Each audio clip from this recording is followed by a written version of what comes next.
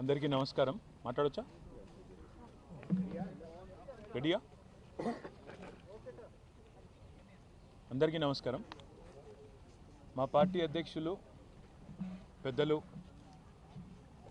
కేసీఆర్ గారి ఆదేశం మేరకు, కేసీఆర్ గారి సూచన మేరకు ఈరోజు పార్టీ యొక్క ప్రతినిధుల బృందం గౌరవ మాజీ మంత్రివర్యులు మహేశ్వరం ఎమ్మెల్యే శ్రీమతి సబితా ఇంద్రారెడ్డి గారు, గౌరవనీయులు మా రాజ్యసభ ఫ్లోర్ లీడర్ సురేష్ రెడ్డి గారు, మాజీ పార్లమెంట్ సభ్యులు పెద్దలు వినోద్ కుమార్ గారు, అదేవిధంగా గౌరవనీయులైన రాజ్యసభ సభ్యులు దామోదరరావు గారు, రవిచంద్ర గారు, పార్థసారథి రెడ్డి గారు, డాక్టర్ శ్రవణ్ గారు, అదే మాదిరిగా మా విద్యార్థి విభాగం అధ్యక్షుడు శ్రీనివాస్ యాదవ్ గారు, సోదరుడు డాక్టర్ ఆంజనేయ గౌడ్ గారు, సోదరుడు వాసుదేవ్ రెడ్డి గారు, అందరం కూడా కలిసి మన కోరుట్ల శాసనసభ్యులు సోదరులు డాక్టర్ సంజయ్ గారు, బాల్కా సుమన్ గారు, మాజీ ఎంపీ గారు, అందరం కూడా కలిసి పెద్దలు కేసీఆర్ గారి ఆదేశం మేరకు ఇవాళ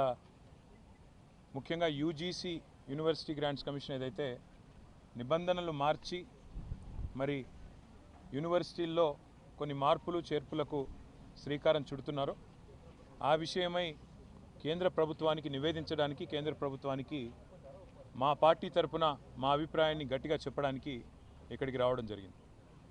విశ్వవిద్యాలయాలు భారతదేశంలో మొదటి నుంచి కూడా అత్యున్నత స్థాయిలో విద్యా ప్రమాణాలను పాటిస్తూ ఇవాళ ప్రపంచంలో మన పిల్లలు ఎక్కడున్నా కూడా పోటీ పడగలుగుతున్నారు అంటే దానికి కారణం వారికి అక్కడ లభించిన శిక్షణ, వారికి అందిన విజ్ఞానం, వారికి ఆనాటి నుంచి ఆ విశ్వవిద్యాలయాల్లో మరి రీసెర్చ్, డెవలప్మెంటు, పరిశోధన కార్యక్రమాలు ఏదైతే జరుగుతాయో వాటి నుంచి వచ్చిన ఫలాలు. అందుకే ఇవాళ కేంద్ర ప్రభుత్వానికి మేము చేసిన విజ్ఞప్తి ఏమంటే, ఒకవైపు భారతదేశంలో కేంద్రీయ విశ్వవిద్యాలయాలు ఉన్నాయి. ఇట్లా హైదరాబాద్లో సెంట్రల్ యూనివర్సిటీ లాగా, హెచ్సియు లాగా అట్లా భారతదేశంలో చాలా సెంట్రల్ యూనివర్సిటీస్ ఉన్నాయి. అట్లాగే స్టేట్ యూనివర్సిటీస్ ఉన్నాయి. అట్లాగే ఇప్పుడు ప్రైవేట్ రంగంలో కూడా డీమ్డ్ యూనివర్సిటీలు, ప్రైవేట్ యూనివర్సిటీలు ఇట్లా రకరకాలుగా వచ్చినాయి. వీటితో పాటు కొన్ని ప్రత్యేకమైన సెంటర్స్ ఆఫ్ ఎక్సలెన్స్, ఐఐటీలు కావచ్చు, ఐఐఎంలు కావచ్చు, మన హైదరాబాద్లో ఐఎస్బి కావచ్చు, IIIT కావచ్చు, ఇట్లా కొన్ని నిష్ ఇన్స్టిట్యూషన్స్ కూడా ఉన్నాయి. మేము భారత ప్రభుత్వానికి ఇవాళ ధర్మేంద్ర ప్రధాన్ గారిని కలిసాము, అందరం కూడా కలిసి, కేంద్ర హెచ్ఆర్డి మినిస్టర్ గారు. వారికి ఏం విజ్ఞప్తి చేశామంటే, ఈ యూజీసీ మార్చే ప్రయత్నం ఏదైతే చేస్తున్నదో నిబంధనలు, అందులో మొట్టమొదటిది మాకు అభ్యంతరకరమైనది ఏమి అంటే, భవిష్యత్తులో రాష్ట్రాల యొక్క హక్కులను హరిస్తూ ప్రజాస్వామిక అదేవిధంగా సమాఖ్య స్ఫూర్తికి విరుద్ధంగా అన్ని విశ్వవిద్యాలయాల్లో కూడా, రాష్ట్ర విశ్వవిద్యాలయాల్లో కూడా, స్టేట్ యూనివర్సిటీస్లో కూడా సెర్చ్ కమిటీలకు, వైస్ ఛాన్సలర్ నియామకానికి సంబంధించి సెర్చ్ కమిటీలకు రాష్ట్ర గవర్నర్ గారికే బాధ్యత పెడుతూ ఒక నిర్ణయం తీసుకుంటున్నారు. ఇది ఎంతమాత్రం కరెక్ట్ కాదు. ఎందుకంటే ఇది సమాఖ్య స్ఫూర్తికి వ్యతిరేకం, ఫెడరల్ స్పిరిట్కి వ్యతిరేకం, అటానమీకి, ఇన్స్టిట్యూషనల్ అటానమీకి కూడా ఇది వ్యతిరేకం అని చెప్పి వారికి చాలా వివరంగా, దాదాపు అర్ధగంట సేపు వారితో మీటింగ్ జరిగింది.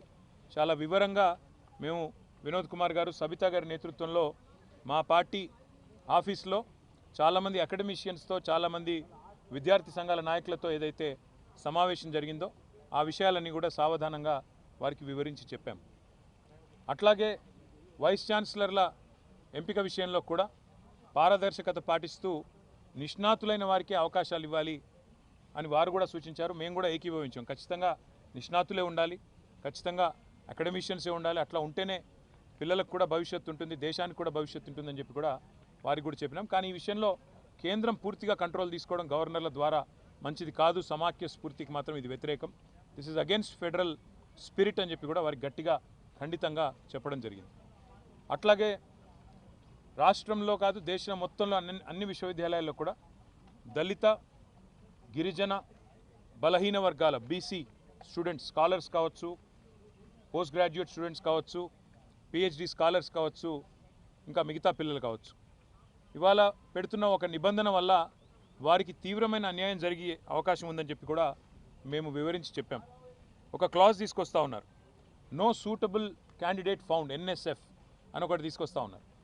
అంటే ఈ విచక్షణాధికారం మరి మనం ఆ విశ్వవిద్యాలయానికి వదిలేసినట్టయితే వారి ఇష్టానుసారంగా అవసరమైతే అప్పుడప్పుడు అబ్యూస్ చేసి వాళ్ళ ఇష్టం లేని వ్యక్తులు ఎవరైనా ఉంటే ఎన్ఎస్ఎఫ్ కింద తోసేసి అక్కడ అర్హత కలిగి ఉండి కూడా రాజకీయాల వల్ల కానీ ఇతరత్ర కారణాల వల్ల కానీ ఏదైనా ఇతర విషయాల వల్ల కానీ సూటబుల్ ఎస్సీ ఎస్టీ ఓబీసీ క్యాండిడేట్లకు అన్యాయం జరిగి ఇతర కమ్యూనిటీస్లో ఉండే వారిని పికప్ చేసే ఒక వెసులుబాటు దీనివల్ల కలుగుతుంది. ఇది చాలా అన్యాయం, ఇది మంచిది ఎంతమాత్రం కాదు. కాన్స్టిట్యూషనల్ భారత రాజ్యాంగం ఇచ్చిన హక్కు రిజర్వేషన్. మరి అట్లాంటి పరిస్థితుల్లో ఈ రకమైన ఒక నో సూటబుల్ క్యాండిడేట్ అనే ఒక నిబంధన తీసుకొచ్చి ఎస్సీ ఎస్టీ ఓబీసీ అర్హత కలిగిన విద్యార్థులకు అన్యాయం జరిగితే ఇది మంచిది కానే కాదని చెప్పి కూడా వారికి వివరంగా చెప్పాం. దాంతోపాటు మీరు ఈ కొత్త నిబంధనల ప్రకారం రిక్రూట్మెంట్లో ప్రమోషన్లో మీరు ఎక్కువగా మెట్రిక్స్ మీద ఫోకస్ చేస్తున్నారు కాకుండా రీసెర్చ్ ఎక్సలెన్స్ అదేవిధంగా అకాడమిక్గా కూడా కొంతమంది అకాడమిషియన్స్ చాలామంది రీసెర్చ్ ఓరియంటెడ్గా ఉంటారు. వారు మీరు అనుకున్న మెట్రిక్స్కి సూటబుల్ కాకపోవచ్చు, కానీ వారిని తప్పకుండా పరిగణలోకి తీసుకోవాలి. మీరు అన్ని రకాలుగా ఆల్రౌండ్గా ఆలోచించాలని చెప్పినాం. దాంతోపాటు మరి లాంగ్ టర్మ్ స్టెబిలిటీ కూడా ఉండాలి ఒకసారి ఫ్యాకల్టీని హైర్ చేసిన తర్వాత అనే విషయాన్ని కూడా గట్టిగా నొక్కి చెప్పాము. ఇంకా మొత్తం వివరంగా వారికి దాదాపుగా ఒక 6 పేజీల విజ్ఞాపన పత్రాన్ని కూడా వివరంగా వారికి ఇవ్వడం జరిగింది. ఇచ్చిన తర్వాత వారు కూడా చాలాసేపు చర్చించారు. మీరు యూజీసీకి చెప్పారా మీ అభిప్రాయం అన్నారు. యూజీసీకి కూడా చెప్పినాము, ఆన్లైన్ అప్లోడ్ కూడా చేశామని చెప్పాము. కానీ గౌరవ మంత్రి గారికి మీరు దయచేసి ఈ విషయంలో సావధానంగా ఆలోచించి రాష్ట్రాల హక్కులు హరించకుండా రాష్ట్రాల అటానమీ హరించకుండా సమాఖ్య స్ఫూర్తికి విరుద్ధంగా నిర్ణయాలు తీసుకోవద్దని చెప్పి వారికి విజ్ఞప్తి చేశాం. ఆ తర్వాత పెద్దలు నితిన్ గడ్కరీ గారిని కూడా కోరుట్ల ఎమ్మెల్యే గారు, ముఖ్యంగా కోరుట్ల ఎమ్మెల్యే గారి విజ్ఞప్తి ఇది. ఇవాళ ఒక జాతీయ రహదారి జనగామ నుంచి బయలుదేరి ఇవాళ కోరుట్ల దాకా పోయే అవకాశం ఉన్నప్పటికీ సిరిసిల్ల కాడనే టర్మినేట్ అవుతా ఉంది. NH 365B. గతంలో వినోద్ కుమార్ గారు పార్లమెంట్ సభ్యులుగా ఉన్నప్పుడు ఇన్ ప్రిన్సిపల్ అప్పటి ప్రభుత్వం ఇదే గడ్కరీ గారు అంగీకరించారు. మరి ఇప్పుడు సిరిసిల్ల నుంచి కోరుట్ల దాకా పొడిగించినట్టయితే మార్గమధ్యంలో వేములవాడ ఉంది, జగిత్యాలలో కొండగట్ట ఆలయం ఉంది, పక్కనే ధరంపూర్లో లక్ష్మీనరసింహస్వామి ఆలయం ఉంది. ఇటు టెంపుల్ టూరిజంని కూడా ప్రమోట్ చేసినట్టు అవుతుంది. అదే మాదిరిగా కనెక్టివిటీ కూడా పెరుగుతుంది. కాబట్టి NH 365Bని మధ్యమానేరు జలాశయం మీదుగా రాజరాజేశ్వర సాగర్ ఏదైతే ఉందో దాని మీదుగా ధవళేశ్వరంలో ఎట్లయితే రోడ్ కమ్ రైల్ బ్రిడ్జ్ కట్టినారో అట్లాగే మిడ్ మానేరు మీదుగా కూడా ఒక రైల్ కమ్ రోడ్ బ్రిడ్జ్ కట్టి వేములవాడ మీదుగా కోరుట్ల దాకా తీసుకుపోయి అక్కడ NH 63 వస్తుంది, దానికి కలపండి అని చెప్పి కూడా గడ్కరీ గారిని కోరాము. పరిశీలిస్తానని వారు కూడా చెప్పారు. ఈ 2 కార్యక్రమాల తర్వాత మాకు ఈ 10 మంది శాసనసభ్యులు ఎవరైతే బీఆర్ఎస్ పార్టీ నుంచి పార్టీ మారి కాంగ్రెస్లో చేరినారో వారి అనర్హత విషయంలో కూడా సుప్రీంకోర్టు మొన్ననే నోటీసులు ఇచ్చిన విషయం మీకు తెలుసు. మళ్ళీ ఇప్పుడు విచారణకు కూడా డేట్ ఇచ్చిన విషయం కూడా మీకు తెలుసు. ఆ విషయంలో కూడా ఇప్పుడు మా పార్టీ యొక్క నాయకుల బృందం మా న్యాయవాదులను కూడా కలుస్తున్నాము. కలిసి దీన్ని ఇంకా స్పీడప్ చేయడానికి ఏం మార్గాలు ఉన్నాయి, ఏ రకంగా ఈ పార్టీ మారిన వారి మీద వేటు పడాలి, ఉప ఎన్నికలు రావాలని ప్రజలు కోరుకుంటున్నారు, ఆ విషయంలో కూడా తప్పకుండా పార్టీ పరంగా కూడా ఫాలోఅప్ చేస్తాము. ఈ 3 కార్యక్రమాలు ఇవాళ వీటి కోసమే వచ్చాము. తర్వాత సాయంకాలం తిరిగి హైదరాబాద్కి వెళ్ళిపోతున్నాం. మీడియాలో చూశాను నేను 3 రోజులు ఇక్కడే ఉంటున్నానని, నాకే తెలియదు. సాయంత్రం ఫ్లైట్ బుక్ అయి ఉంది కాబట్టి బయలుదేరి వెళ్ళిపోతున్నాను. థ్యాంక్ యూ అన్న. సారీ నేను ఇండివిజువల్గా కలవలేదు, ఏమనుకోకండి.